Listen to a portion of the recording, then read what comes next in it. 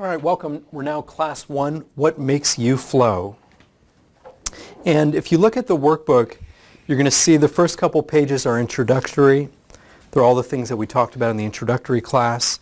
And you can go ahead and turn to page 7 in your workbook. And that is class number 1, What Makes You Flow? And what we're focusing on now, the ultimate goal of this class is for you to be able to access the specifics of what makes you flow. What gets you into that place where you're losing track of time and place, you're really doing what you love doing. And what we're going to have to do for most of you is do a little bit of a winnowing process. We're going to try to get, some of the bigger picture and then try to work it down to the specific active ingredients of what makes you flow, so that when you have those active ingredients in your pocket, you can actually bring them into the different areas of your life and enjoy that more and more. And as you can imagine, people who flow, that's just not compatible with anxiety and depression.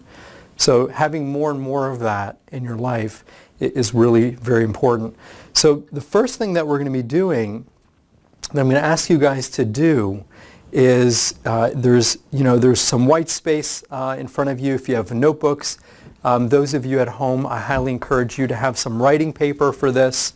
And what I'm going to ask you guys to do is to go through your mind and go through the different experiences you have in your life and put those experiences down on paper.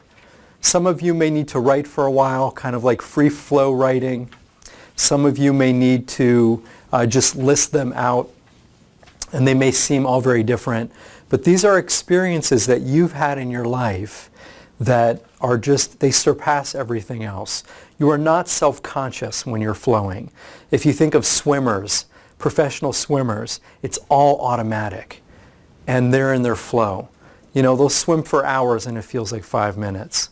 If you think of anything that you've done in your life that you really get into, you really enjoy doing, it doesn't matter what it is.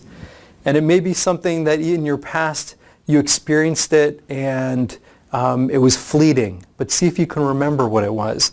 It may be something that you did when you were younger and you're told you shouldn't be doing it. Don't do this, don't do that.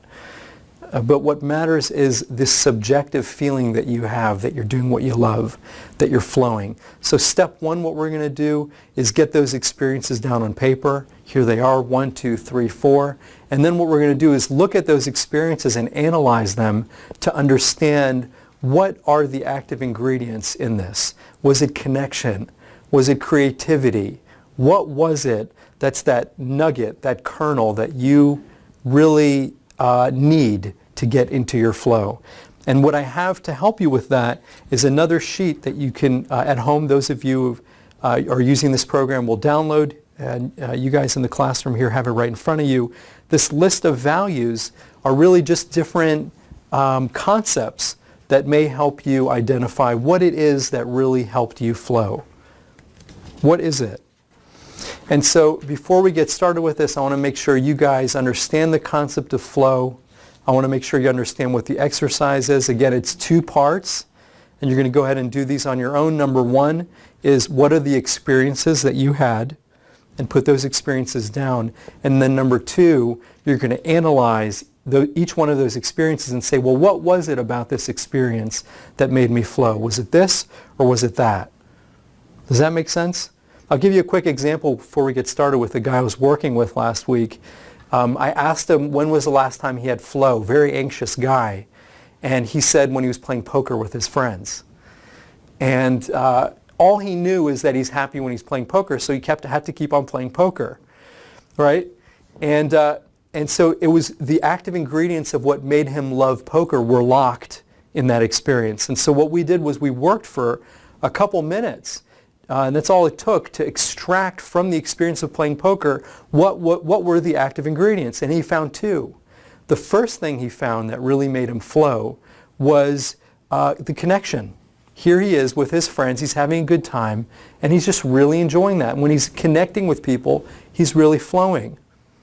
And the second thing is, he's a really smart guy, is what he really also enjoyed about playing poker was you have to really be thinking when you're playing poker. Well, this guy said this. I wonder if he really means it or if he's trying to trick me. And what he narrowed it down to was his analytical thinking. When he's being analytical, he's really flowing. He really enjoys analyzing situations. And so he's sitting there, he's connecting with his friends, he's got connection, number one. And number two, he's using his analytical mind. And he's really flowing, he's really enjoying it. And so we're able to extract those two active ingredients from poker. So he doesn't have to be doing those things necessarily only when he's playing poker. He can go find more of this at work. He can go find more of this in his relationships. He really enjoys talking to people. He likes connecting with them. But when they tell him about what's going on, he likes seeing if he can help them analytically. And so this was really very powerful for him to be able to extract what were the active ingredients in poker so that it's not locked away in poker. He doesn't always have to be playing poker to have flow. He now can have flow when he's using connection and his analytical thinking. Okay? So before we get started, any questions that you guys have? All right. I just wanted to go over a couple questions you guys had asked me on the first class, which is number one, do we have to use the list of values? You do not. This is just to spark your thinking of the different concepts that may really key into your flow, number one. And number two, just to clarify, even though I have 5 lines here for different experiences, you could have 1 experience, you could have 10 experiences. I have 3 lines here for values. It could be just 1, it could be 2, it could be 10. I hope that you'll be able to identify at least 2. And the top 2 most salient ones, like my guy playing poker, are very important.